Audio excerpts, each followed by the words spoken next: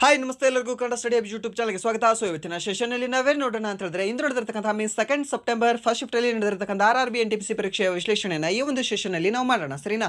So ಹಾಗಾದ್ರೆ ಬನ್ನಿ ವಿಡಿಯೋನ ಸ್ಟಾರ್ಟ್ ಮಾಡೋಣ. ವಿಡಿಯೋ ಸ್ಟಾರ್ಟ್ ಮಾಡೋಕ್ಕಿಂತ ಮುಂಚೆ ವಿಡಿಯೋ ಕೊನೆವರೆಗೂ ನೋಡಿ ಅಂತ ಹೇಳ್ತಾ, ಹಾಗೆ ವಿಡಿಯೋ ಕೊನೆವರೆಗೂ ನೋಡಿದ ನಂತರ ವಿಡಿಯೋ ಇಷ್ಟ ಆದರೆ ಪ್ಲೀಸ್ ವಿಡಿಯೋನ ಲೈಕ್ ಮಾಡಿ, ಸಬ್ಸ್ಕ್ರೈಬ್ ಮಾಡಿ. ಇಫ್ ನಿಮಗೆ ವಿಡಿಯೋ ಇಷ್ಟ ಆಗಲಿಲ್ಲ ಅಂದರೆ ಸೊ ಆಬ್ವಿಯಸ್ಲಿ ಡಿಸ್ಲೈಕ್ ಮಾಡಿ ಅಂತ ಹೇಳ್ತಾ ಮೊದಲ ಪ್ರಶ್ನೆ ಏನಿದೆ? ಮೊದಲ ಪ್ರಶ್ನೆ, ವಿಶ್ವ ಆಡಿಯೋ ವಿಜುವಲ್ ಆ್ಯಂಡ್ ಮನರಂಜನಾ ಶೃಂಗಸಭೆ ವೇವ್ಸ್ 2025 ಮೊದಲ ಶೃಂಗಸಭೆ ಯಾವಾಗ ನಡೆಯಿತು, ಎಲ್ಲಿ ನಡೆಯಿತು ಅಂತ ಕೇಳಿದ್ದಾನೆ. ಸೊ ಆಪ್ಷನ್ ಏನು ಕೊಟ್ಟಿದ್ದಾನೆ? Option A February 2025ರಲ್ಲಿ, option B March 2025ರಲ್ಲಿ, option C May 2025ರಲ್ಲಿ, ಹಾಗೆ ಆಪ್ಷನ್ ಡಿ ನವೆಂಬರ್ 2024ರಲ್ಲಿ ಅಂತ ಕೊಟ್ಟಿದ್ದಾನೆ, ಸರಿನಾ? ಸೊ ಇದಕ್ಕೆ ಸರಿಯಾದ ಉತ್ತರ ಯಾವುದಾಗುತ್ತೆ ಅಂತ ನೋಡೋದಾದ್ರೆ ಆಪ್ಷನ್ ಸಿ ಮೇ 1ರಿಂದ 4ನೇ ತಾರೀಕಿನವರೆಗೆ ಈ ಒಂದು ವೇವ್ಸ್ ಅನ್ನುವ ಶೃಂಗಸಭೆ world audio visual entertainment summit ಅಂತ ಕರಿತೀವಿ, ಸರಿನಾ? ಈ ಒಂದು ಸಮಿಟ್ ಎಲ್ಲಿ ನಡೆದಿದೆ ಅಂದರೆ ಮುಂಬೈಯಲ್ಲಿ ನಡೆದಿದೆ, ಸರಿನಾ? ನಮ್ಮ ಮಹಾರಾಷ್ಟ್ರ ರಾಜ್ಯದ ಮುಂಬೈ ಅನ್ನುವ ಒಂದು ಸ್ಥಳದಲ್ಲಿ ಈ ಒಂದು ವೇವ್ಸ್ ಅನ್ನುವ ಸಮಿಟ್ ನಡೆದಿದೆ. ಈ question ಏನಿದೆಯಲ್ವಾ, important question, most important question ಅಂತ ನಾನು ಇದನ್ನು ಪ್ರಿಫರ್ ಮಾಡ್ತೀನಿ. ಯಾಕೆ ಅಂತಂದರೆ ಮೊದಲ ಸಮಿಟ್ ಆಗಿದೆ ಇದು, ಸರಿನಾ? ಮೊದಲ ಶೃಂಗಸಭೆ ಆಗಿದೆ. ಸೊ ಅದಕ್ಕೆ ಇದು ಇಂಪಾರ್ಟೆಂಟ್ ಆಗುತ್ತೆ. ಮೊದಲ ಶೃಂಗಸಭೆ ಅಂದ್ರೇ ಇಂಪಾರ್ಟೆಂಟು, ಅದು ಆ ಮೊದಲ ಶೃಂಗಸಭೆ ನಮ್ಮ ಭಾರತದಲ್ಲಿ ನಡೆದಿದೆ. ಸೊ ಅದಕ್ಕೆ ಇನ್ನೂ ಇಂಪಾರ್ಟೆಂಟ್ ಆಗುತ್ತೆ,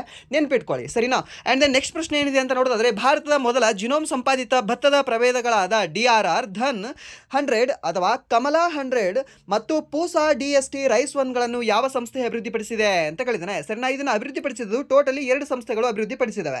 ಯಾವ್ದಾವ್ದು ಅಭಿವೃದ್ಧಿಯನ್ನು ಪಡಿಸಿದವೆ?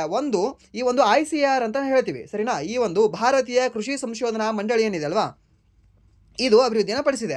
ಹಾಗೆ ಇದ್ರ ಜೊತೆಗೆ ಮತ್ತೊಂದು ಸಂಸ್ಥೆ ಯಾವುದು ಅಂತ ನೋಡೋದಾದ್ರೆ ಹೈದರಾಬಾದ್ನ ICAR ಅಭಿವೃದ್ಧಿ ಪಡಿಸಿದೆ, ಸರಿನಾ? ಯಾವ 2 ತಳಿಗಳು ಅಂತ ಕೇಳ್ತಾನೆ. ಈ ಕ್ವಶನ್ ಆಲ್ರೆಡಿ ರಿಪೀಟ್ ಆಗಿರ್ತಕ್ಕಂಥ ಪ್ರಶ್ನೆ ಇದು, ಸರಿನಾ? ಇದನ್ನು ನಿಮ್ಗೆ ಆಲ್ರೆಡಿ ಹೇಳಿದ್ದೀನಿ. ಆ್ಯಂಡ್ ದೆನ್ ಈ ಕ್ವಶನು ಕೂಡ ರಿಪೀಟ್ ಆಗಿರ್ತಕ್ಕಂಥ ಪ್ರಶ್ನೆ ಇದೆ, ಇದನ್ನು ಹೇಳಿದ್ದೀನಿ ನಿಮಗೆ, ಆಲ್ರೆಡಿ ಎಕ್ಸ್ಪ್ಲೇನ್ ಮಾಡಿದ್ದೀನಿ, ಇದನ್ನು ಕೂಡ ಎಕ್ಸ್ಪ್ಲೇನ್ ಮಾಡಿದ್ದೀನಿ.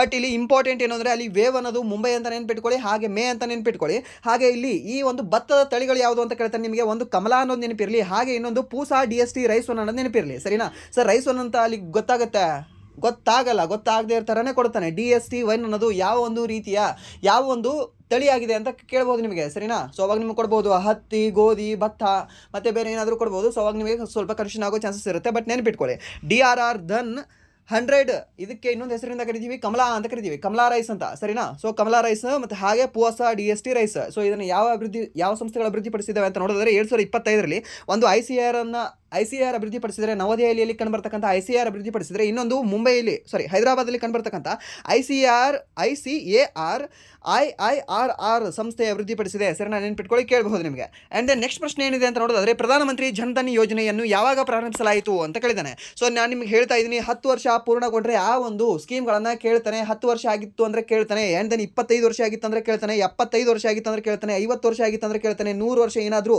ಯಾವುದಕ್ಕಾದರೂ ವಯಸ್ಸಾಗಿತ್ತು ಅಂದರೆ ಅದರ ಬಗ್ಗೆ ಕೇಳ್ತಾನೆ. ಸರ್ ಏನು 100 ವರ್ಷ ಯಾವುದಕ್ಕಾಗಿದೆ? ಇವಾಗ ಕಾಕೋರಿ ರೈಲು ದೂರ ಅಂತ ಆಯ್ತಲ್ವಾ ಲಾಸ್ಟ್ ಇಯರು, 100 ವರ್ಷ ಆಯ್ತಲ್ವಾ?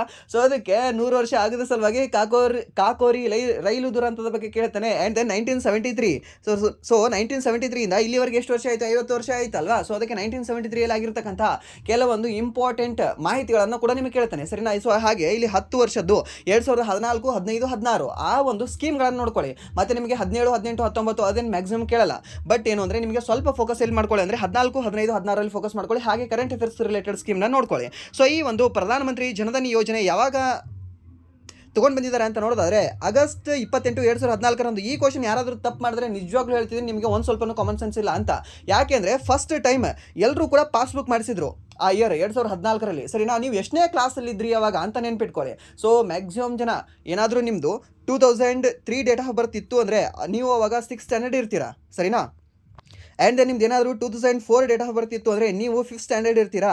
ಆ್ಯಂಡ್ ದೆನ್ ನಿಮ್ದು ಏನಾದರೂ 2002 ಡೇಟ್ ಆಫ್ ಬರ್ತ್ ಇದ್ದರೆ ಅವಾಗ ನೀವು 7th ಸ್ಟ್ಯಾಂಡರ್ಡ್ ಇರ್ತೀರಾ, ಸರಿನಾ? ಆ್ಯಂಡ್ ದೆನ್ 2001 ಇತ್ತಂದರೆ ನೀವು 8th ಸ್ಟ್ಯಾಂಡರ್ಡ್ ಇರ್ತೀರಾ. ಸೊ ನೀವು ಎಷ್ಟನೇ ಸ್ಟ್ಯಾಂಡರ್ಡಲ್ಲಿ ನೀವು ಆ ಒಂದು ಪಾಸ್ಬುಕ್ಕನ್ನು ಕ್ರಿಯೇಟ್ ಮಾಡಿದ್ದೀರಾ ಅನ್ನೋದ್ರ ಮೇಲೂ ಕೂಡ ನೀವು ಹಾಕ್ಬೋದು ರೀ, ಸರಿನಾ? ಸೊ ಇದು ನಿಮಗೆ ಬುದ್ಧಿಯಲ್ಲಿ ಇರುತ್ತೆ. ಯಾಕೆಂದರೆ ಬ್ಯಾಂಕ್ ಫುಲ್ ರಶ್ ಇರೋದು, ಏನೋ ಹೋಗಿ ಅಲ್ಲಿ ಅಡ್ಮಿಷನ್ ಮಾಡಿ ಅದನ್ನು ಫಾರ್ಮ್ ಕೊಟ್ಟು ತರೋದು ಮಾಡೋದು ಎಲ್ಲವೂ ಕೂಡ ದೊಡ್ಡ ಕಷ್ಟ ಆಗಿತ್ತಲ್ವಾ ಅವಾಗ. ಸೊ ಅದಕ್ಕೆ ನೀವು ಇದನ್ನು ಕೂಡ ನೆನ್ಪಿಟ್ಕೊಂಡು ಹಾಕಬಹುದು. ಆ್ಯಂಡ್ ದೆನ್ ನೆಕ್ಸ್ಟ್ ಪ್ರಶ್ನೆ, COVID-19 ಸಾಂಕ್ರಾಮಿಕ ರೋಗದ ಸಮಯದಲ್ಲಿ ಸಾಮಾಜಿಕ ಅಭಿವೃದ್ಧಿಗಾಗಿ ಪ್ರಶಸ್ತಿಯನ್ನು ಪಡೆದ ಮತ್ತು ಸಾರ್ವಜನಿಕರಿಗೆ ಸಹಾಯ ಮಾಡಿದ್ದಕ್ಕಾಗಿ ವ್ಯಾಪಕವಾಗಿ ಗುರುತಿಸಲ್ಪಟ್ಟ ನಟ ಯಾರು ಅಂತ ಕೇಳಿದ್ದಾರೆ, ಸರಿನಾ? ನಟ ಯಾರು ಅಂತ ನೋಡೋದಾದ್ರೆ ನಮ್ಮ ಹಿಂದಿಯಲ್ಲಿ ಹಾಗೆ ನಮ್ಮ ಕನ್ನಡದಲ್ಲಿ ಹಾಗೆ ಬಹುಭಾಷಾ ನಟ ಆಗಿರ್ತಕ್ಕಂತಹ ಸೋನು ಅವರು, ಸರ್ ನಟಿ ಅಲ್ವಾ ಇವರು? ಸೋನು ಅಲ್ಲ, ಸೋನು ಸೂದ್ ಅವರು, ಸರಿನಾ? ಸೊ ಸೋನು ಸೂದ್ ಅವ್ರು ಏನಿದಾರಲ್ವಾ, ಸೊ ಇವರು ಜಾಸ್ತಿ ಈ ಒಂದು ಸಾರ್ವಜನಿಕರ ಸಹಾಯ ಮಾಡಿದ್ದಾರೆ. ನೀವು ಅವಾಗೆಲ್ಲ ಏನಾದರೂ ಟ್ವಿಟರಲ್ಲಿ ಏನಾದರೂ ನೀವು ಇದ್ದರೆ, ಮೀನ್ಸ್ ಟ್ವಿಟರಲ್ಲಿ ಮ್ಯಾಕ್ಸಿಮಮ್ ಇಲ್ಲ ಅಂದರೆ ಇನ್ಸ್ಟಾದಲ್ಲೂ ನೀವು ಏನಾದರೂ ಇದ್ದರೆ ಇನ್ 2020 ಮತ್ತು 2019 ಆ್ಯಂಡ್ ದೆನ್ 21 ಟೈಮಲ್ಲಿ ಅತಿ ಹೆಚ್ಚು ಜನರಿಗೆ ಯಾರಾದರೂ ಸಹಾಯ ಮಾಡಿದ್ದಾರೆ ಈ ಗೌರ್ಮೆಂಟಿಂದ ಹೊರತುಪಡಿಸಿ ಅಂತ ಹೇಳಿದ್ರೆ ಒಂದು ನಿಸ್ವಾರ್ಥದಿಂದ ಅಂದರೆ ಈ ಒಬ್ಬ ವ್ಯಕ್ತಿ ಅಂತ ಹೇಳ್ಬೋದು, ಸೋನು ಸೂದ್ ಅವರು, ಸರಿನಾ? ಸೊ ಇವ್ರನ್ನು ಕೂಡ ನೀವು ಫಾಲೋ ಮಾಡಿ. ಒಳ್ಳೆ ಮನುಷ್ಯ ಆ್ಯಂಡ್ ದೆನ್ ಕ್ಯಾರೆಕ್ಟರ್ ಕೂಡ ಅಷ್ಟು ನೀಟಾಗಿ ಇಟ್ಕೊಂಡಿರತಕ್ಕಂಥ ಮನುಷ್ಯ ಇವರು. ಆ್ಯಂಡ್ ದೆನ್ ಇವರಿಗೆ UNDP ಕೂಡ ಇದನ್ನು ಕೊಟ್ಟಿದೆ. UNDP ಏನಿದೆ ಅಲ್ವಾ, UNDP ಅವರು ಇವರಿಗೆ ಅವಾರ್ಡನ್ನು ಕೊಟ್ಟಿದ್ದಾರೆ. ಹಾಗೆ ರೀಸೆಂಟಾಗಿ 72ನೇ ಮಿಸ್ ವರ್ಲ್ಡ್ ಫಂಕ್ಷನ್ ಐತಲ್ವಾ, ಆ ಒಂದು 72ನೇ ಮಿಸ್ ವರ್ಲ್ಡ್ ಆ ಒಂದು ಸಮಾವೇಶದಲ್ಲಿ ಆ ಒಂದು ಫಂಕ್ಷನಲ್ಲೂ ಕೂಡ ಇವರಿಗೆ ಒಂದು ಪ್ರಶಸ್ತಿಯನ್ನು ನೀಡಿದ್ದಾರೆ, ಸರಿನಾ? ಸೊ ಆ ಒಂದು 72ನೇ ಮಿಸ್ ವರ್ಲ್ಡನ್ನು ವಿನ್ನರ್ ಯಾವ ದೇಶ ಆಗಿದ್ದಾರೆ? ಈ ಒಂದು ಥೈಲ್ಯಾಂಡ್ ದೇಶದ ಸುಚೇತಾ ಅವರು ಆಗಿದ್ದಾರೆ, ಸರಿನಾ? ಅದು ಕೂಡ ನಿಮಗೆ ಗೊತ್ತಿರಲಿ ಕೇಳ್ಬೋದು. ಸೊ ಅಲ್ಲಿಯೂ ಕೂಡ ಕೊಟ್ಟಿರ್ತಕ್ಕಂಥ ಒಂದು ಪ್ರಶಸ್ತಿ ಯಾರಿಗೆ ಅಂತಂದರೆ ಮಾನವೀಯ ಒಂದು ನೆರವುಗಳಿಗಾಗಿ ಈ ಒಂದು ಸೋನು ಸೂದ್ ಅವರಿಗೆ ಕೊಟ್ಟಿದ್ದಾರೆ, ಸರಿನಾ? ನೆನ್ಪಿಟ್ಕೊಳ್ಳಿ, ಇಂಪಾರ್ಟೆಂಟ್ ಇದೆ, ಕೇಳ್ತಾನೆ. ಆ್ಯಂಡ್ ದೆನ್ ನೆಕ್ಸ್ಟ್ ಪ್ರಶ್ನೆ, ಭೂಮಿಯ ಆರಂಭಿಕ ವಾತಾವರಣದಲ್ಲಿ ಯಾವ ಅನಿಲ ಕಡಿಮೆ ಇತ್ತು? ಭೂಮಿಯ ಆರಂಭಿಕ ವಾತಾವರಣದಲ್ಲಿ ಮನುಷ್ಯರು ಕಡಿಮೆ ಇದ್ದರು, ಮನುಷ್ಯರು ಇರಲೇ ಇಲ್ಲ, ಜೀವಿಗಳು ಇರಲಿಲ್ಲ. ಸೊ ಜೀವಿಗಳು ಇರಲಿಲ್ಲ ಅಂತಂದರೆ ಅಲ್ಲಿ ಏನು ಕಡಿಮೆ ಇರ್ತದೆ? ಆಕ್ಸಿಜನ್ ಕಡಿಮೆ ಇರ್ತದೆ, ಸರಿನಾ? ಆಕ್ಸಿಜನ್ ಕಡಿಮೆ ಇರ್ತದೆ, ಸೊ ಆಕ್ಸಿಜನ್ ಇರಲಿಲ್ಲ. ಸೊ ಹಾಗಾದರೆ ಅತಿ ಹೆಚ್ಚು ಹೇರಳವಾಗಿ ಯಾವುದು ಕಂಡುಬರ್ತಾ ಇತ್ತು ಅಂತ ಕೇಳ್ಬೋದು. ಅವಾಗ ನೀವು ಹೇಳಬೇಕಾಗುತ್ತೆ ನೈಟ್ರೋಜನ್ ಅನ್ನೋದು ಅತಿ ಹೇರಳವಾಗಿ ಕಂಡುಬರ್ತಾ ಇತ್ತು. 78% ನಿಮಗೆ ಈ ಒಂದು ನೈಟ್ರೋಜನ್ ಕಂಡುಬರುತ್ತೆ. ಆ್ಯಂಡ್ ದೆನ್ ಕಾರ್ಬನ್ ಡೈಆಕ್ಸೈಡ್ 21% ಕಂಡುಬರುತ್ತೆ. ಅದು ಕೂಡ ನಿಮಗೆ ಗೊತ್ತಿರಲಿ, ಮುಂದೆ ಪಾಯಿಂಟಲ್ಲಿ ಇದಾವೆ, ಬಟ್ ಒಂದು ಹೋಲ್ ನಂಬರ್ ನೆನ್ಪಿಟ್ಕೊಳ್ಳಿ. ಆ್ಯಂಡ್ ದೆನ್ ನೆಕ್ಸ್ಟ್ ಪ್ರಶ್ನೆ, ಭಾರತದ 38ನೇ ರಾಷ್ಟ್ರೀಯ ಕ್ರೀಡಾಕೂಟದ ಮಾಸ್ಕಾಟ್ ಯಾವುದು ಅಂತ ಕೇಳಿದ್ದಾನೆ, ಸರಿನಾ? ಸೊ ಈ ಒಂದು ಮಾಸ್ಕಾಟ್ ಯಾವುದಾಗಿತ್ತು ಇದನ್ನು ನಿಮಗೆ ಹೇಳಿಲ್ವಾ? ಎಷ್ಟು ಸರಿ ಇದನ್ನು ಹೇಳಿದ್ದೀನಿ ನಾನು. ಆಲ್ಮೋಸ್ಟ್ ನಿಮಗೆ ಕರೆಂಟ್ ಅಫೇರ್ಸ್ ಕ್ಲಾಸಲ್ಲೂ ಕೂಡ ಇದನ್ನು ಹೇಳಿದ್ದೀನಿ, ಹಾಗೆ ಈ ಒಂದು ಅನಲೈಸಿಸ್ ಸೆಷನಲ್ಲೂ ಕೂಡ ನಿಮಗೆ ಇದನ್ನು ಹೇಳಿದ್ದೀನಿ, ಸರಿನಾ? 38ನೇ ರಾಷ್ಟ್ರೀಯ ಕ್ರೀಡಾಕೂಟ ಎಲ್ಲಿ ನಡೆದಿತ್ತು ಅಂತ ಕೇಳಿದ್ರೆ ಉತ್ತರಾಖಂಡದಲ್ಲಿ ನಡೆದಿದೆ. ಉತ್ತರಾಖಂಡದ ಡೆಹ್ರಾಡೂನಲ್ಲಿ ಇದನ್ನು ಉದ್ಘಾಟನೆಯನ್ನು ಮಾಡಿದ್ದಾರೆ. ಯಾರು? ನಮ್ಮ ಭಾರತದ ಪ್ರಧಾನಮಂತ್ರಿಯವರು ಅಂತ ನಾವು ಹೇಳ್ತೀವಿ, ಸರಿನಾ? ಹಾಗೆ ಇದರ ಒಂದು ಮಾಸ್ಕಾಟ್ ಯಾವುದಾಗಿತ್ತು ಅಂದರೆ ಮೌಲಿ ಅನ್ನೋದಾಗಿತ್ತು, ಸರಿನಾ? ಮೌಲಿ ಅನ್ನೋದು ಇದು ಯಾವುದರ ಒಂದು ಪ್ರೇರಿತವಾಗಿತ್ತು ಅಂತ ಕೇಳ್ತಾನೆ. ಅವಾಗಲೂ ಹೇಳಬೇಕಾಗುತ್ತೆ ಈ ಒಂದು ಉತ್ತರಾಖಂಡದ ರಾಜ್ಯ ಪಕ್ಷಿಯಾಗಿರ್ತಕ್ಕಂಥ ಮೋನಾಲ್ ಎಂಬ ಪಕ್ಷಿಯಿಂದ ಇದು ಪ್ರೇರಿತವಾಗಿತ್ತು. ಸೊ ನಿಮಗೆ ಪ್ರಶ್ನೆ ಕೇಳ್ಬೋದು, ಉತ್ತರಾಖಂಡದ ರಾಜ್ಯ ಪಕ್ಷಿ ಯಾವುದು ಅಂತ? ಮೋನಾಲ್. ಸರ್ ಏನು ಸರ್, ಹಾಗಾದರೆ ಕರ್ನಾಟಕದ ಕೇಳ್ಬೋದಲ್ಲ, ಕರ್ನಾಟಕದ ಕೇಳಲ್ಲ ನೀಲಕಂಠ ಅಂತ. ಅವಾಗ ನೀವು ಹೇಳಬೇಕಾಗತ್ತೆ ಇಲ್ಲಿ 38ನೇ ರಾಷ್ಟ್ರೀಯ ಕ್ರೀಡಾಕೂಟ ನಡೆದಿದ್ರೆ ನಮ್ಮ ಕರ್ನಾಟಕದಲ್ಲಿ ಏನೂ ನಡೆದಿಲ್ಲ. ಸೊ ಅದಕ್ಕೆ ಇಲ್ಲಿಂದ ನಮ್ಮ ಕರ್ನಾಟಕದ ರಾಜ್ಯ ಪಕ್ಷಿಯಾಗಿರ್ತಕ್ಕಂಥ ನೀಲಕಂಠದಿಂದ ಯಾವುದೂ ಕೂಡ ಪ್ರೇರಿತವಾಗಿಲ್ಲ. ಸೊ ಅದಕ್ಕೆ ಇದು ಕೇಳಲ್ಲ, ಸರಿನಾ? ಸೊ ನಿಮಗೆ ಕರೆಂಟ್ ಅಫೇರ್ಸ್ ಸ್ವಲ್ಪ ಬುದ್ಧಿಯನ್ನು ಇಲ್ಲಿ ಉಪಯೋಗ ಮಾಡಿದ್ರೆ ನಿಮ್ಗೆ ಗೊತ್ತಾಗುತ್ತೆ. ಸೊ ಇದು ಯಾವಾಗ ನಡೆದಿತ್ತು ಅಂತ ಕೇಳಿದ್ರೆ ಅವಾಗ ನೀವು ಹೇಳಬೇಕಾಗುತ್ತೆ ಫೆಬ್ರವರಿ 2025ರಲ್ಲಿ ಈ ಒಂದು 38ನೇ ರಾಷ್ಟ್ರೀಯ ಕ್ರೀಡಾಕೂಟ ಉತ್ತರಾಖಂಡದಲ್ಲಿ ನಡೆದಿದೆ ಅಂತ ನೀವು ಹೇಳಬೇಕಾಗುತ್ತೆ. ಆ್ಯಂಡ್ ದೆನ್ 39ನೇದು ಎಲ್ಲಿ ನಡೀತದೆ ಅಂತ ಕೇಳ್ತಾನೆ. 39ನೇದು ಈ ಒಂದು ಮೇಘಾಲಯದಲ್ಲಿ ನಡೀತದೆ. ಯಾವ ವರ್ಷ ನಡೀತದೆ ಅಂತ ಸರ್ ಮುಂದಿನ ವರ್ಷ 2026ರಲ್ಲಿ. ಆಗಲ್ಲ, ಒಂದು ಮಾರ್ಕ್ಸ್ ಹೋಗುತ್ತೆ. 2026ರಲ್ಲಿ ನಡೀತದೆ, ಸಾರಿ 2027ರಲ್ಲಿ ನಡೀತದೆ, ಸರಿನಾ? ಯಾಕಂದ್ರೆ 2 ವರ್ಷಕ್ಕೊಮ್ಮೆ ಈ ಒಂದು ರಾಷ್ಟ್ರೀಯ ಕ್ರೀಡಾಕೂಟಗಳು ನಡೀತವೆ. ಅದು ನಿಮಗೆ ಗೊತ್ತಿರಲಿ ಕೇಳಬಹುದು. ಹಾಗಾದ್ರೆ ಸ್ವತಂತ್ರ ಬಂದ ನಂತರ ಮೊಟ್ಟ ಮೊದಲ ರಾಷ್ಟ್ರೀಯ ಕ್ರೀಡಾಕೂಟ ಯಾವ ಒಂದು ಸ್ಥಳದಲ್ಲಿ ನಡೆದಿತ್ತು ಅಂತ ಹೇಳಿ. ಸೊ ರೀಸೆಂಟಾಗಿ ನಾನು ಡಿಸ್ಕಷನ್ ಕೂಡ ಮಾಡ್ತಿದ್ದೆ, ಆವಾಗ ಇದನ್ನು ಸ್ವಲ್ಪ ಜಾಸ್ತಿ ಡೆಪ್ತಾಗಿ ನಾವು ಡಿಸ್ಕಷನ್ನ ಮಾಡಿದ್ವಿ, ಸರಿನಾ? ಸೊ ನೀವು ಯಾರು ಕೇಳಿದ್ರಲ್ವಾ, ಸೊ ಅದನ್ನು ನೀವು ಕಾಮೆಂಟ್ನ ಮಾಡಿ.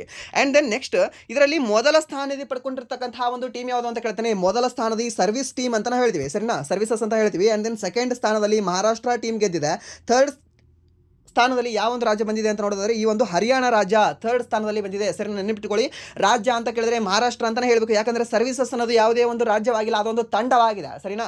ಈ ಒಂದು 38ನೇ ರಾಷ್ಟ್ರೀಯ ಕ್ರೀಡಾಕೂಟದಲ್ಲಿ ಅತಿ ಹೆಚ್ಚು ಪದಕಗಳನ್ನು ಗೆದ್ದುಕೊಂಡು ಅತಿ ಹೆಚ್ಚು ಅವಾರ್ಡ್ಗಳನ್ನು ಗೆದ್ದುಕೊಂಡು ಮೊದಲ ಸ್ಥಾನದಲ್ಲಿ ಮೊದಲ ರ್ಯಾಂಕಲ್ಲಿ ಕಂಡುಬರ್ತಕ್ಕಂಥ ತಂಡ ಯಾವುದು ಅಂತ ಕೇಳಿದ್ರೆ ಅವಾಗ ನೀವು ಹೇಳಬೇಕಾಗುತ್ತೆ ಸರ್ವಿಸಸ್ ತಂಡ ಅಂತ. ಹಾಗಾದರೆ ಮೊದಲ ಸ್ಥಾನದಲ್ಲಿ ಕಂಡುಬರ್ತಕ್ಕಂಥ ರಾಜ್ಯ ಯಾವುದು ಅಂತ ಕೇಳ್ತಾನೆ. ಅವಾಗ ನೀವು ಹೇಳಬೇಕಾಗಿರೋದು ಮಹಾರಾಷ್ಟ್ರ ರಾಜ್ಯನೇ, ಸರಿನಾ? ನೆನ್ಪಿಟ್ಕೊಳ್ಳಿ ಇದನ್ನು. ಆ್ಯಂಡ್ ದೆನ್ ನೆಕ್ಸ್ಟ್ ಪ್ರಶ್ನೆ ಏನಿದೆ ಅಂತ ನೋಡಿದ್ರೆ ಗುರ್ಜರ ಪ್ರತಿಹಾರ ರಾಜವಂಶ ಯಾವಾಗ ಸ್ಥಾಪನೆಯಾಯಿತು ಅಂತ ಕೇಳ್ತಾನೆ, ಸರಿನಾ? ಈ ಪ್ರತಿಹಾರ ರಾಜವಂಶ ಯಾವಾಗ ಸ್ಥಾಪನೆಯಾಯಿತು? 8ನೇ ಶತಮಾನದಲ್ಲಿ ಇದು ಸ್ಥಾಪನೆಯಾಗುತ್ತೆ. ಯಾವುದು? ಗುರ್ಜರರ ಈ ಒಂದು ಪ್ರತಿಹಾರ ರಾಜವಂಶ. ಸೊ ಇದೇ ಒಂದು 8ನೇ ಶತಮಾನದಲ್ಲಿ ಮತ್ತೆ ನಮ್ಮ ದಕ್ಷಿಣ ಭಾರತದಲ್ಲಿ ಒಂದು ಸಾಮ್ರಾಜ್ಯ ತಲೆ ಎತ್ತದೆ. ಆ ಒಂದು ಸಾಮ್ರಾಜ್ಯದಕ್ಕೆ ನಾವು ಏನಂತ ಕರಿತೀವಿ ಅಂತಂದರೆ ರಾಷ್ಟ್ರಕೂಟ ಸಾಮ್ರಾಜ್ಯ ಅಂತ ಕರಿತೀವಿ, ಸರಿನಾ? ಇದು ಕೂಡ ಗೊತ್ತಿರಲಿ, ನಿಮಗೆ ಕೇಳಬಹುದು. ಆ್ಯಂಡ್ ದೆನ್ ನೆಕ್ಸ್ಟ್ ಪ್ರಶ್ನೆ, ಯಾವ ತ್ರಿಶಕ್ತಿಗಳ ನಡುವೆ ತ್ರಿಪಕ್ಷೀಯ ಸಂಘರ್ಷ ನಡೆಯಿತು ಅಂತ ಕೇಳ್ತಾನೆ, ಸರಿನಾ? ತ್ರಿಪಕ್ಷೀಯ ಸಂಘರ್ಷ ಯಾರ್ಯಾರ ಮಧ್ಯೆ ನಡೆದಿದೆ? ಈ ಕ್ವಶನ್ ಕೂಡ ನಿಮ್ಗೆ ಆಲ್ರೆಡಿ ಹೇಳಿದ್ದೀನಿ ನಾನು. ಏನು? ಪಾಲ, ಪ್ರತಿಹಾರ, ರಾಷ್ಟ್ರಕೂಟ, ಚೋಳ, ಚೇರ, ಪಾಂಡ್ಯ, ಮೌರ್ಯ, ಶೃಂಗ, ಕುಶಾಣ, ಮೊಘಲರು, ಅಫ್ಘನರು, ಮರಾಠರು ಅಂತ ಕೊಟ್ಟಿದ್ದಾನೆ. ಸೊ ಅದಕ್ಕೆ ಸರಿಯಾದ ಉತ್ತರ ಯಾವುದಾಗುತ್ತೆ ಅಂತಂದರೆ ಈ ಒಂದು ಆಪ್ಷನ್ ಎ, ಪಾಲ, ಪ್ರತಿಹಾರ, ರಾಷ್ಟ್ರಕೂಟ. ಈ ಮೂವರು ಕೂಡ ಕನೌಜ್ಗಾಗಿ, ಸರಿನಾ? ಕನೌಜ್ಗಾಗಿ ಹೋರಾಟ ಮಾಡ್ತಾ ಇರ್ತಾರೆ. ಸೊ ಇನ್ನೊಂದು ಗೊತ್ತಾ ನಿಮಗೆ, ಈ ಮೂರು ಅಂತ ನಾವು ಹೇಳ್ತೀವಿ ತ್ರಿಪಕ್ಷೀಯ ಸಂಘರ್ಷ ಅಂತ ಹೇಳ್ತೀವಿ. ಇಲ್ಲಿ ತ್ರಿಪಕ್ಷೀಯ ಅಲ್ಲ, 4 ಪಕ್ಷಗಳು ಇಲ್ಲಿ ಸಂಘರ್ಷ ಮಾಡ್ತಾ ಇರ್ತವೆ. ಯಾವುದು ಇನ್ನೊಂದು ಯಾವುದು ಪಕ್ಷ ಹೇಳ್ಬೋದಾ? ಮೀನ್ಸ್ ಇನ್ನೊಂದು ರಾಜವಂಶ ಯಾವುದು ಅಂತ ಹೇಳ್ಬೋದಾ? ಇದನ್ನು ಓದಿರ್ತೀರಾ, ಎಲ್ಲರೂ ಓದಿರ್ತೀರಾ. ಸೊ ಇವರು ಯಾವ ಒಂದು ರಾಜಧಾನಿಯ ಮೇಲೆ ದಾಳಿ ಮಾಡಿದ್ರು? ಹಾಗಾದರೆ ಆ ಒಂದು ರಾಜಧಾನಿಯನ್ನು ಆಳಿರ್ತಕ್ಕಂತಹ ವ್ಯಕ್ತಿ ಯಾರು? ಹೇಳ್ಬೋದಾ? ಹೇಳಿ ನೋಡೋಣ. ಯಾರು? ಆಯುಧ ವಂಶ, ಸರಿನಾ? ಆಯುಧ ವಂಶ ಅಂತ ಬರುತ್ತೆ. ಸೊ ಇದನ್ನು ನೀವು ಮ್ಯಾಕ್ಸಿಮಮ್ ಕೇಳಿರಲ್ಲ, ಬಟ್ ಇಫ್ ನೀವು ಕೇಳಿದ್ರು ಕೂಡ ಇದು ಬೆಟರ್, ಸರಿನಾ? ನೆನ್ಪಿಟ್ಕೊಳ್ಳಿ, ಈ ಕ್ವಶನ್ ಏನಿದೆ ಅಲ್ವ ಇಂಪಾರ್ಟೆಂಟ್ ಇದೆ. ಈ ಒಂದು ಆಯುಧ ವಂಶದ ರಾಜನಾಗಿರ್ತಕ್ಕಂಥ ಇಂದ್ರಾಯುಧ ಅಂತ ನಾವು ಹೇಳ್ತೀವಿ. ಆ ಇಂದ್ರಾಯುಧನೇ ಈ ಒಂದು ಕನೌಜ್ ಮೇಲೆ ಅಧಿಪತ್ಯವನ್ನು ಸಾಧಿಸಿದ್ದ. ಸೊ ಆ ಒಂದು ಅಧಿಪತ್ಯ ಪಡ್ಕೊಳ್ಬೇಕು ಅಂತ ಈ ಒಂದು ಪ್ರತಿಹಾರರಾಗಲಿ, ಪಾಲರಾಗಲಿ, ಅದು ಅಂದ್ರೆ ರಾಷ್ಟ್ರಕೂಟರಾಗಲಿ ಅಲ್ಲಿ ಹೋಗಿ ಯುದ್ಧವನ್ನು ಮಾಡಿದರು, ಸರಿನಾ? ಆ ಯುದ್ಧದಲ್ಲಿ ಗೆದ್ದಿರ್ತಕ್ಕಂಥ ವ್ಯಕ್ತಿ ಯಾರು ಅಂತಂದರೆ ಒಂದು ರಾಜವಂಶ ಯಾವುದು ಅಂದರೆ ನಮ್ಮ ರಾಷ್ಟ್ರಕೂಟ ವಂಶ ಅಂತ ಹೇಳ್ತೀವಿ. ಸೊ ಒಂದು ಸರಿ ಹೋದಾಗ ಈ ಒಬ್ಬ ಧ್ರುವ ಅಂತ ಹೇಳ್ತೀವಿ, ಧ್ರುವ ರಾಜ ಗೆಲ್ತಾರೆ. ಹಾಗೆ ಮೂರನೇ ಗೋವಿಂದ ಅವರು ಕೂಡ ಗೆದ್ದು ಬರ್ತಾರೆ. ಸೊ ಎರಡು ಸರಿ ಈ ಒಂದು ತ್ರಿಪಕ್ಷೀಯ ಯುದ್ಧ ನಡೆದಾಗಲೂ ಕೂಡ ಗೆದ್ದಿರ್ತಕ್ಕಂತಹ ವ್ಯಕ್ತಿ ಯಾರು ಅಂತಂದರೆ ನಮ್ಮ ರಾಷ್ಟ್ರಕೂಟ ದೊರೆಗಳು ಅಂತ ಹೇಳಬೇಕಾಗುತ್ತೆ, ಸರಿನಾ? ಆ್ಯಂಡ್ ದೆನ್ ನೆಕ್ಸ್ಟ್ ಪ್ರಶ್ನೆ ಏನಿದೆ ಅಂತಂದರೆ ದೋಹಾ ಟೇಬಲ್ ಟೆನ್ನಿಸ್ ಚಾಂಪಿಯನ್ಶಿಪ್ನಲ್ಲಿ ಪುರುಷರ ವಿಶ್ವಕಪ್ ಗೆದ್ದವರು ಯಾರು ಅಂತ ಕೇಳಿದ್ದಾರೆ. ಈ ದೋಹಾದಲ್ಲಿ ಟೇಬಲ್ ಟೆನ್ನಿಸ್ ಚಾಂಪಿಯನ್ಶಿಪ್ ನಡೆದಿದೆ 2025ರಲ್ಲಿ, ಸರಿನಾ? ಸೊ ಅದನ್ನು ಗೆದ್ದಿರ್ತಕ್ಕಂತಹ ವ್ಯಕ್ತಿ ಯಾರು ಪುರುಷರಲ್ಲಿ ಅಂತ ನೋಡೋದಾದ್ರೆ ಈ ವಾಂಗ್ ಚುಕಿನ್ ಚುರಿಶನ್ ಅವರು ಈ ಸಿಂಗಲ್ಸ್ ಪ್ರಶಸ್ತಿಯನ್ನು ಗೆದ್ದಿದ್ದಾರೆ, ಸರಿನಾ? Table tennis. ಈ ಟೇಬಲ್ ಟೆನ್ನಿಸನ್ನು ನಾವು ಚೀನಾದಲ್ಲಿ ಏನಂತ ಕರಿತೀವಿ? ಪಿಂಗ್ ಪಾಂಗ್ ಅಂತ ಕರಿತೀವಿ. ಅದು ಕೂಡ ನಿಮಗೆ ಗೊತ್ತಿರಲಿ, ಪಿಂಗ್ ಪಾಂಗ್, ಸರಿನಾ? ಪಿಂಗ್ ಪಾಂಗ್ ಅಂತ ಟೇಬಲ್ ಟೆನ್ನಿಸನ್ನು ಯಾವ ದೇಶದಲ್ಲಿ ಕರೆಯಲಾಗುತ್ತದೆ? ಚೀನಾ ದೇಶದಲ್ಲಿ ಕರೆಯಲಾಗುತ್ತದೆ. ಹಾಗಾದರೆ ಪಿಂಗ್ ಪಾಂಗ್ ಅನ್ನುವ ರಾಷ್ಟ್ರೀಯ ಆಟ ಯಾವ ದೇಶದ ಆಟವಾಗಿದೆ ಅಂತ ಕೇಳ್ಬೋದು. ಅವಾಗಲೂ ಹೇಳಬೇಕಾಗುತ್ತೆ ಅಗೇನ್ ಚೀನಾ, ಅಷ್ಟೇ. ಆ್ಯಂಡ್ ದೆನ್ ನೆಕ್ಸ್ಟ್ ಪ್ರಶ್ನೆ, ಭೂಮಿಯ ಒಳಗಿನಿಂದ ಯಾವ ಶಕ್ತಿ ಬರುತ್ತದೆ ಅಂತ ಕೇಳಿದ್ದಾನೆ. ಭೂಮಿಯ ಒಳಗಿನಿಂದ ಸೌರಶಕ್ತಿ ಬರುತ್ತದೆ, ಮತ್ತು ಸೂರ್ಯನಿಂದ ಏನು ಬರುತ್ತದೆ? ಆಪ್ಷನ್ ಬಿ ಭೂಶಾಖದ ಶಕ್ತಿ ಬರುತ್ತದೆ, ಆಪ್ಷನ್ ಸಿ ವಿಂಡ್ ಎನರ್ಜಿ ಬರುತ್ತದೆ, ಆಪ್ಷನ್ ಡಿ ಉಬ್ಬರವಿಳಿತದ ಎನರ್ಜಿ ಬರುತ್ತದೆ ಅಂತ ಕೇಳಿದ್ದಾನೆ, ಸರಿನಾ? ಸಮುದ್ರದಿಂದ ಸಿಗೋದು ಉಬ್ಬರವಿಳಿತದ ಎನರ್ಜಿ, ಹಾಗೆ ಗಾಳಿಯಿಂದ ಸಿಗೋದು ವಿಂಡ್ ಎನರ್ಜಿ, ಆ್ಯಂಡ್ ದೆನ್ ಸೂರ್ಯನಿಂದ ಸಿಗೋದು ಸೌರಶಕ್ತಿ, ಹಾಗೆ ನಮ್ಮ ಭೂಮಿಯಿಂದ ಸಿಗೋದು ಜಿಯೋಥರ್ಮಲ್ ಎನರ್ಜಿ ಅಂತ ನಾವು ಕರಿತೀವಿ, ಅಥವಾ ಭೂಶಾಖದ ಶಕ್ತಿ ಅಂತ ಕರಿತೀವಿ. ಭೂಮಿಯ ಒಳಗಿನಿಂದ, ಭೂಮಿಯ ಅಂತರಾಳದಿಂದ ಈ ಒಂದು ಭೂಶಾಖದ ಶಕ್ತಿ ನಮಗೆ ಸಿಗ್ತದೆ, ಸರಿನಾ? ಇದು ಕೂಡ ನಿಮಗೆ ಗೊತ್ತಿರಲಿ.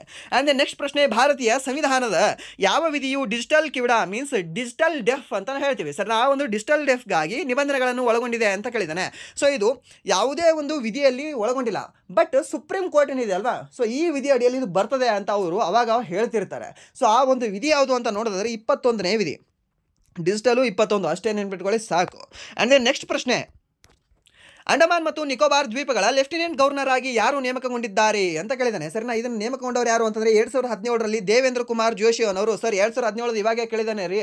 ಸೊ ಈ 28 ರಾಜ್ಯಗಳ 28 ಪ್ಲಸ್ 3 ಟೋಟಲಿ 31 ವಿಧಾನಸಭೆಗಳ ಹಾಗೆ 8 ಕೇಂದ್ರಾಡಳಿತ ಪ್ರದೇಶಗಳ ರಾಜ್ಯಪಾಲರು, ಹಾಗೆ 28 ರಾಜ್ಯದ ರಾಜ್ಯಪಾಲರನ್ನು ನೀವು ನೆನ್ಪಿಟ್ಕೊಳ್ಬೇಕಾಗುತ್ತೆ. ರಾಜ್ಯಪಾಲರಲ್ಲ ಇವರು, ಉಪರಾಜ್ಯಪಾಲರು ಅಂತ ಹೇಳ್ತೀವಿ, ಅಥವಾ ಲೆಫ್ಟಿನೆಂಟ್ ಗವರ್ನರ್ ಅಂತ ಹೇಳ್ತೀವಿ. ಸೊ ಇವ್ರು ನೀವು ನೆನ್ಪಿಟ್ಕೊಳ್ಬೇಕಾಗುತ್ತೆ. ನಾನು ಇದ್ರ ರಿಲೇಟೆಡ್ ಒಂದು ಕ್ಲಾಸ್ ಕೂಡ ಮಾಡಿದ್ದೀನಿ, ಅಲ್ಲಿ ನೀವು ಕ್ಲಾಸ್ ಯಾರು ನೋಡಿಲ್ಲ ಅಲ್ವಾ, ಅಲ್ಲಿ ನೋಡ್ಕೊಳ್ಳಿ. ನಿಮ್ಗೆ ಏನಾದರೂ ಅರ್ಧ ಗಂಟೆ ವೇಸ್ಟ್ ಆಗ್ತಿದೆ ಅಂತ ಅನಿಸಿದ್ರೆ ಏನಿಲ್ಲ, ಗೂಗಲಲ್ಲಿ ಸರ್ಚ್ ಮಾಡಿ, ಗೂಗಲಲ್ಲಿ ಒಂದು ಸರಿ ನೀವೇ ಒಂದು 10 ನಿಮಿಷದಲ್ಲಿ ನೋಡ್ಕೊಂಡ್ಬಿಡಿ, ಮುಗಿದು ಹೋಗ್ಬಿಡುತ್ತೆ. ಬಟ್ ನಿಮಗೆ ಒಂದು ನೆನ್ಪಿಟ್ಕೊಳ್ಳಿ, ಯಾವುದೇ ಎಕ್ಸಾಮ್ ಆಗಿರಲಿ, ನನ್ ಆಫ್ ದ ಎಕ್ಸಾಮ್, ಯಾವುದೇ ಎಕ್ಸಾಮ್ ಬರೆದ್ರೂ ಕೂಡ ನಿಮಗೆ ಈ ಒಂದು ಪ್ರಶ್ನೆ ಬಂದೇ ಬರುತ್ತೆ. ಗವರ್ನರ್ ಬಗ್ಗೆ ಕೇಳ್ತಾನೆ, CM ಬಗ್ಗೆ ಕೇಳ್ತಾನೆ, ಐದರ್ ಇಲ್ಲ ಅಂತಂದರೆ ಲೆಫ್ಟಿನೆಂಟ್ ಗವರ್ನರ್ ಬಗ್ಗೆ ಕೇಳ್ತಾನೆ, ಸರಿನಾ? ಅದಕ್ಕೆ ಸ್ವಲ್ಪ ನೋಡ್ಕೊಳ್ಳಿ. ಈ ಕ್ವಶನ್ ಈಸಿಯಾಗಿ ಬರುತ್ತೆ ಅಲ್ವಾ? ಎಷ್ಟು ನಿಮಗೆ ಓದ್ಕೊಳ್ಳೋದು ಎಷ್ಟಾಗುತ್ತೆ? ಎಷ್ಟು ಜನದ ಹೆಸರು ನೀವು ನೆನ್ಪಿಟ್ಕೊಳ್ತೀರಾ ಹೇಳಿ? 28 ಪ್ಲಸ್ 3 ಎಷ್ಟಾಗುತ್ತೆ? 31. ಆ್ಯಂಡ್ ದೆನ್ ಪ್ಲಸ್ 28 ರಾಜ್ಯಪಾಲರು, ಹಾಗೆ 8 ಜನ ಅಲ್ಲ, ಆ್ಯಕ್ಚುಲಿ 7 ಜನ ಮಾತ್ರ. ಯಾಕೆ ಅಂದರೆ 2 ಕೇಂದ್ರಾಡಳಿತ ಪ್ರದೇಶಕ್ಕೆ ಒಬ್ಬರೇ ಇದ್ದಾರೆ, ಪ್ರಫುಲ್ಲನವರು ಅಲ್ವಾ? ಸೊ ಇಷ್ಟು ಜನ ನೀವು ನೋಡ್ಕೊಳ್ತೀರಾ. ಎಷ್ಟು ಕೂಡಿಸಿದ್ರೆ ಎಷ್ಟು ಬರುತ್ತೆ? ಸೊ ಇದು 66 ಬರುತ್ತೆ, ಸರಿನಾ? ಸೊ 66 ಹೆಸರು ನೀವು ನೆನ್ಪಿಟ್ಕೊಂಡ್ರೆ 1 ಮಾರ್ಕ್ಸ್ ಬರುತ್ತೆ. ಅಂದರೆ ಯಾಕೆ ನೆನ್ಪಿಟ್ಕೋಬಾರ್ದು ಅಂತ ನೆನ್ಪಿಟ್ಕೊಳ್ಳಿ, ಸರಿನಾ? ಇಲ್ಲಾಂದರೆ ನೀವು ಕ್ಲಾಸ್ ಮಾಡಿದ್ರೆ ಅಲ್ಲಿ ಕೂಡ ನೀವು ನೋಡ್ಕೊಳ್ಳಿ, ನಿಮ್ಗೆ ಅಲ್ಲಿಯೂ ಕೂಡ ನಿಮಗೆ ಒಂದು ಸ್ವಲ್ಪ ರಿವಿಷನ್ ಆಗುತ್ತೆ. ಆ್ಯಂಡ್ ನೆಕ್ಸ್ಟ್ ಪ್ರಶ್ನೆ, DGDE director general of defence estates ನ ಪ್ರಸ್ತುತ ಮಹಾನಿರ್ದೇಶಕರು ಯಾರು ಅಂತ ಕೇಳಿದ್ದಾರೆ, ಸರಿನಾ? ಶ್ರೀ ಶೈಲೇಂದ್ರನಾಥ್ ಗುಪ್ತಾ ಅವರು ಮೇ 31, 2025 ರಕ್ಷಣಾ ಎಸ್ಟೇಟ್ಗಳ ಮಹಾನಿರ್ದೇಶನಾಲಯದ ಮಹಾನಿರ್ದೇಶಕರಾಗಿ ಅಧಿಕಾರ ವಹಿಸಿಕೊಂಡಿದ್ದಾರೆ. ಯಾರು? ಶೈಲೇಂದ್ರನಾಥ್ ಗುಪ್ತಾ ಅವರು, ಸರಿನಾ? ಯಾವುದು? Estate director general of defence ಎಸ್ಟೇಟ್ನ ಒಂದು ಮಹಾನಿರ್ದೇಶಕರು ಯಾರಿದ್ದಾರೆ ಪ್ರಸ್ತುತ ಅಂತ ನೋಡಿದರೆ ಶ್ರೀ ಶೈಲೇಂದ್ರನಾಥ್ ಗುಪ್ತಾ ಅವರು ಇದ್ದಾರೆ. ಆ್ಯಂಡ್ ನೆಕ್ಸ್ಟ್ ಪ್ರಶ್ನೆ, ಭಾರತ ಸಂವಿಧಾನದ ಯಾವ ವಿಧಿಯು ಪೌರತ್ವದ ಹಕ್ಕನ್ನು ವಿವರಿಸುತ್ತದೆ ಅಂತ ಕೇಳಿದ್ದಾನೆ. ಈ ಪೌರತ್ವದ ಹಕ್ಕು ವಿವರಿಸುವ ಒಂದು ವಿಧಿ ಯಾವುದು ಅಂತ ನೋಡಿದರೆ 5ನೇ ವಿಧಿ ಅಂತ ಹೇಳ್ತೀವಿ, 5th ಆರ್ಟಿಕಲ್ ಅಂತ ಹೇಳ್ತೀವಿ. ಆ್ಯಂಡ್ ದೆನ್ ಈ ಒಂದು ಪೌರತ್ವದ ಬಗ್ಗೆ ನೋಡ್ಕೊಳ್ತಾ ಇರ್ತಕ್ಕಂತಹ ಒಂದು ಸಚಿವಾಲಯ ಯಾವುದು ಅಂತ ಕೇಳ್ತಾನೆ. ಯಾವಾಗ ನೀವು ಹೇಳಬೇಕಾಗಿರೋದು ಯಾವುದು ಅಂದರೆ ಗೃಹ ಸಚಿವಾಲಯ. ಆ್ಯಂಡ್ ದೆನ್ ಈ ಒಂದು ಪೌರತ್ವ ಕಾಯ್ದೆ ಬರುತ್ತೆ, ಯಾವ ವರ್ಷದಲ್ಲಿ ಬರುತ್ತೆ ಅಂತ ಕೇಳ್ತಾನೆ. ಯಾವಾಗ ನೀವು ಹೇಳಬೇಕಾಗಿರೋದು 1955ರಲ್ಲಿ ಈ ಒಂದು ಪೌರತ್ವ ಕಾಯ್ದೆ ಬಂದಿದೆ ಅಂತ. ಹಾಗಾದರೆ ಈ ಒಂದು ಪೌರತ್ವ ಕಾಯ್ದೆಗೆ ರೀಸೆಂಟ್ ಆಗಿ ಅಮೆಂಡ್ಮೆಂಟ್ ಆಗಿದೆ, ಸಿಟಿಜನ್ಶಿಪ್ ಅಮೆಂಡ್ಮೆಂಟ್ ಆಕ್ಟ್ ಅಂತ ನಾವು ಕರಿತೀವಿ. ಸೊ ಅದು ಯಾವಾಗಿದೆ ಲಾಸ್ಟ್ ಅಂತ ಕೇಳ್ತಾನೆ? 2019ರಲ್ಲಿ ಆಗಿದೆ. ಅದಕ್ಕಿಂತ ಮುಂಚೆ ಯಾವಾಗಿದೆ ಅಂತ ಕೇಳ್ತಾನೆ? 2015ರಲ್ಲಿ ಲಾಸ್ಟ್ ಸೆಕೆಂಡ್ ತಿದ್ದುಪಡಿ ಆಗಿದೆ. ಸರ್ ನಾವು ಇವೆರಡು ಕೂಡ ನಿಮಗೆ ಗೊತ್ತಿರಲಿ. ಆ್ಯಂಡ್ ದೆನ್ ನೆಕ್ಸ್ಟ್ ಪ್ರಶ್ನೆ ಏನಿದೆ ಅಂತ ನೋಡಿದ್ರೆ, ಪಹಲ್ಗಾಮ್ ದಾಳಿಯ ನಂತರ ಭಾರತ ಪಾಕಿಸ್ತಾನದೊಂದಿಗೆ ಯಾವ ಒಪ್ಪಂದವನ್ನು ರದ್ದುಗೊಳಿಸಿತು ಅಂತ ಕೇಳಿದಾನೆ. ಯಾವುದನ್ನು ರದ್ದುಗೊಳಿಸಿದ್ದಾರೆ? ಸಿಂಧು ನದಿ ಒಪ್ಪಂದ. ಸಿಂಧು ನದಿ ಒಪ್ಪಂದ ಯಾವ ಒಂದು ವರ್ಷದಲ್ಲಿ ಜಾರಿಗೆ ಆಗಿತ್ತು. 1960ರಲ್ಲಿ ಈ ಒಂದು ಸಿಂಧು ನದಿ ಒಪ್ಪಂದ ಮಾಡ್ಕೊಂಡಿರ್ತೀವಿ ನಮ್ಮ ಭಾರತ ಮತ್ತು ಈ ಒಂದು ಪಾಕಿಸ್ತಾನದ ಮಧ್ಯ.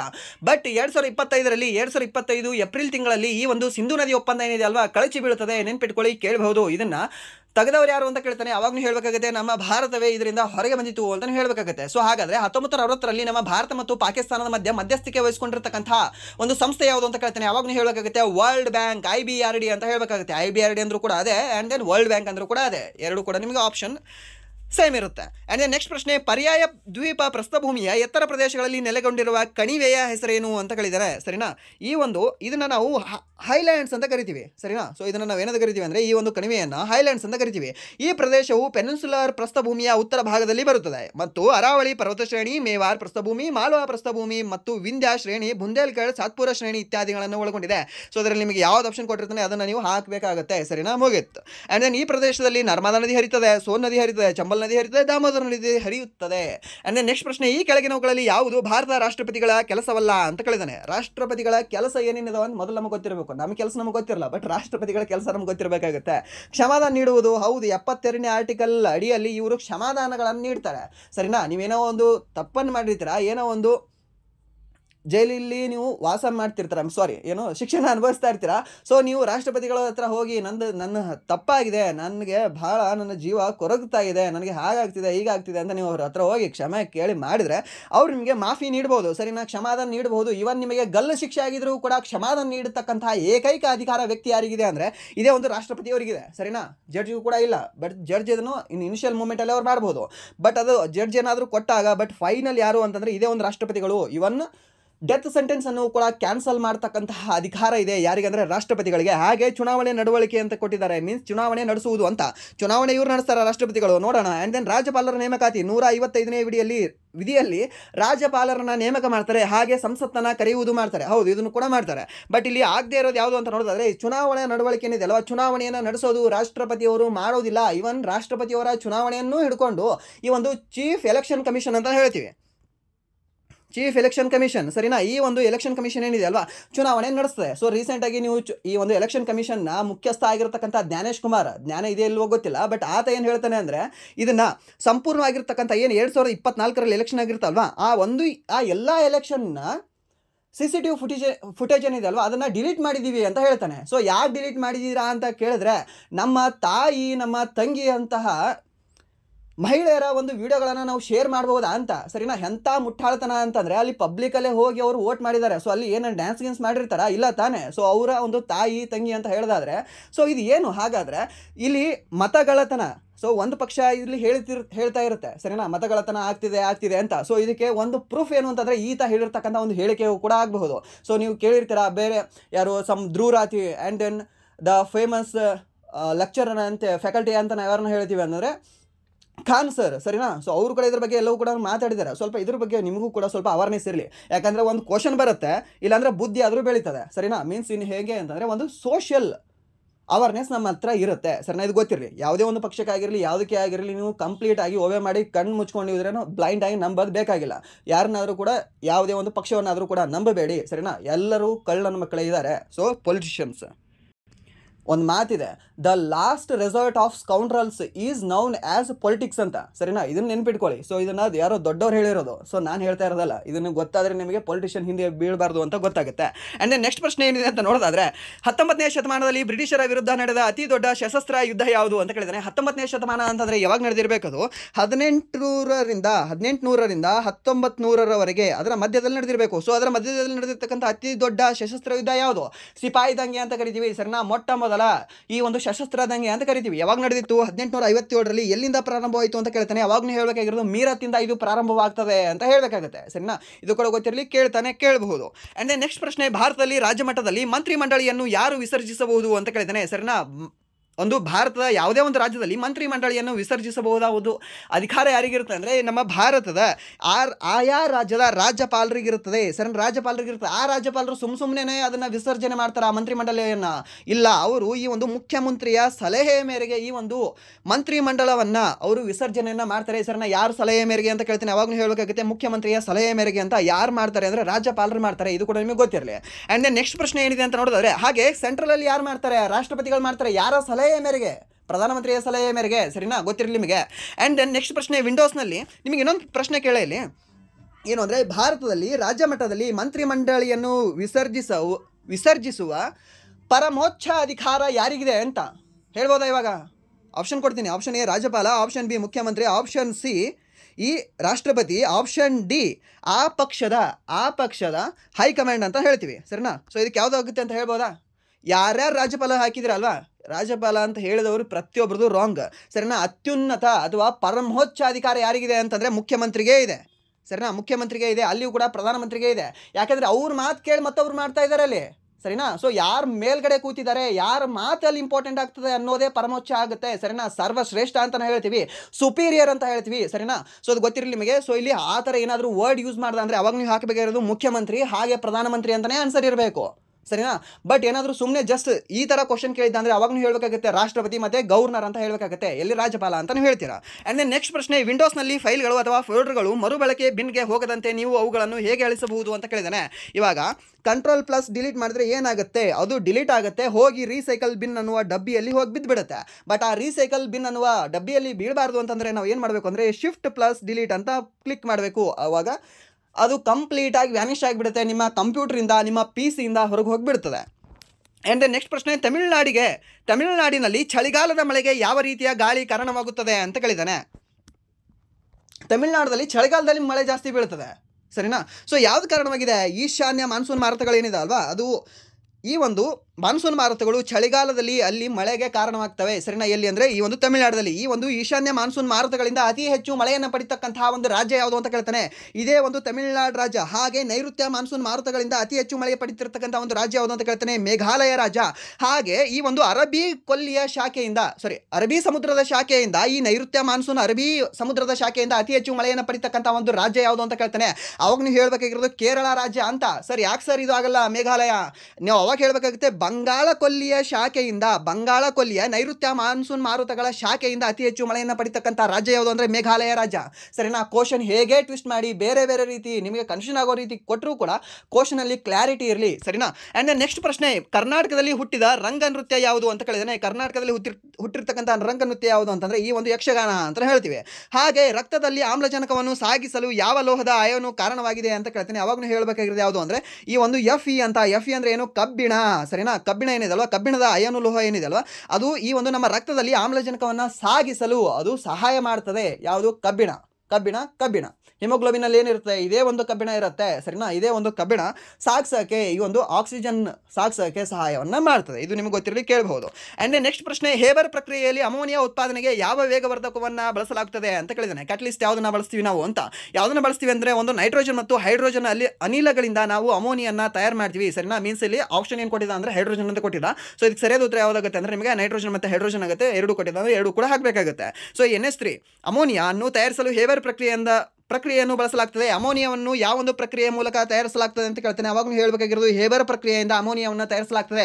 ಯಾವ್ಯಾವ ಎರಡು ಧಾತುಗಳಿಂದ ತಯಾರು ಮಾಡಲಾಗ್ತದೆ ಅಂತ ಕೇಳ್ಬೋದು. ಅವಾಗ ಹೇಳಬೇಕಾಗುತ್ತೆ ಒಂದು ನೈಟ್ರೋಜನ್ ಅಂತ, ಹಾಗೆ ಇನ್ನೊಂದು ಹೈಡ್ರೋಜನ್ ಅಂತ. ಆ್ಯಂಡ್ ದೆನ್ ಈ ಪ್ರಕ್ರಿಯೆಯಲ್ಲಿ ಕಬ್ಬಿಣದ ವೇಗವರ್ಧಕವನ್ನು ಬಳಸಲಾಗುತ್ತದೆ. ಇದು ಕ್ರಿಯೆಯಿಂದ ಸೇವಿಸಲ್ಪಡದೆ ಕ್ರಿಯೆಯನ್ನು ವೇಗಗೊಳಿಸುತ್ತದೆ, ಸರಿನಾ. ಇದು ಕೂಡ ನಿಮಗೆ ಗೊತ್ತಿರಲಿ. ಆ್ಯಂಡ್ ನೆಕ್ಸ್ಟ್ ಪ್ರಶ್ನೆ, ಇಂದಿರಾ ಗಾಂಧಿ ರಾಷ್ಟ್ರೀಯ ವಿಮಾನಯಾನ ಅಕಾಡೆಮಿಯ ಅಡಿಪಾಯವನ್ನು ಯಾರು ಹಾಕಿದರು ಅಂತ ಕೇಳಿದಾನೆ, ಸರಿನಾ. ಇದನ್ನು ಅಡಿಪಾಯ ಹಾಕಿದವರು ಯಾರು ಅಂದರೆ 1985 ರಾಜೀವ್ ಗಾಂಧಿ ಅವರು, ಸರಿನಾ. ಇದು ಕೂಡ ಗೊತ್ತಿರಲಿ ನಿಮಗೆ. ಆ್ಯಂಡ್ ನೆಕ್ಸ್ಟ್ ಪ್ರಶ್ನೆ, 19ನೇ ಶತಮಾನದ ಉತ್ತರಾರ್ಧದಲ್ಲಿ ನಾರಾಯಣ ಧರ್ಮ ಪರಿಪಾಲನಾ ಚಳುವಳಿ ಯಾವ ರಾಜ್ಯದಲ್ಲಿ ಪ್ರಾರಂಭವಾಯಿತು ಅಂತ ಕೇಳಿದಾನೆ, ಸರಿನಾ. SNDP ಚಳುವಳಿ. SNDP ಎಲ್ಲಿ ಪ್ರಾರಂಭವಾಗುತ್ತೆ? ಸೊ ಇದು ಪ್ರಾರಂಭವಾಗಿರೋದು ಕೇರಳದಲ್ಲಿ. ಸೊ ಇದು ಅಫಿಷಿಯಲ್ ಆಗಿ ಸ್ಥಾಪನೆ ಆಗಿರೋದು ಯಾವಾಗ ಅಂದರೆ 1902 ಮೀನ್ಸ್ 20ನೇ ಶತಮಾನದ ಆರಂಭ ಭಾಗದಲ್ಲಿ 1902 ಈ ಒಂದು SNDP ಸ್ಥಾಪನೆ ಆಗುತ್ತೆ. ಬಟ್ ಇದರ ಒಂದು ಚಳುವಳಿ ಆಗಿರೋದು ಯಾವಾಗ ಅಂದರೆ 19ನೇ ಶತಮಾನದ ಎಂಡಲ್ಲಿ, ಸರಿನಾ, ಉತ್ತರ ಭಾಗದಲ್ಲಿ. ಸೊ ಅವಾಗ ನಾವೇನು ಹೇಳ್ತೀವಿ 1899ರಿಂದ ಅಂತ ನಾವು ಹೇಳ್ತೀವಿ, ಸರಿ. ಅದು ಕೂಡ ನಿಮಗೆ ಗೊತ್ತಿರಲಿ. ಆ್ಯಂಡ್ ನೆಕ್ಸ್ಟ್ ಪ್ರಶ್ನೆ ಏನಿದೆ ಅಂತ ನೋಡಿದ್ರೆ, ಇತ್ತೀಚೆಗೆ ಭಾರತೀಯ ನೌಕಾಪಡೆಯಿಂದ ನಿಯೋಜಿಸಲ್ಪಟ್ಟ ಮೊದಲ ಜಲಾಂತರ್ಗಾಮಿ ವಿರೋಧಿ ಯುದ್ಧ ಆಳವಿಲ್ಲದ ನೀರಿನ ಕ್ರಾಫ್ಟ್ ಹೆಸರೇನು ಅಂತ ಕೇಳಿದ್ದಾನೆ, ಸರಿನಾ. ಸೊ ಇದು ಯಾವುದು ಅಂತ ನೋಡಿದ್ರೆ INS ಅರ್ನಲಾ ಅನ್ನೋದು ಇದಕ್ಕೆ ಸರಿಯಾದ ಉತ್ತರ ಆಗುತ್ತೆ. ಈ ಕ್ವಶನ್ ಕೂಡ ರಿಪೀಟೆಡ್ ಕ್ವಶನ್ ಆಗಿದೆ. ಆ್ಯಂಡ್ ನೆಕ್ಸ್ಟ್ ಪ್ರಶ್ನೆ, ಭಾರತದ ಯಾವ ಪಂಚವಾರ್ಷಿಕ ಯೋಜನೆಯಲ್ಲಿ ತ್ವರಿತ ಕೈಗಾರೀಕರಣಕ್ಕೆ ಒತ್ತು ನೀಡಲಾಯಿತು ಅಂತ ಕೇಳಿದಾನೆ.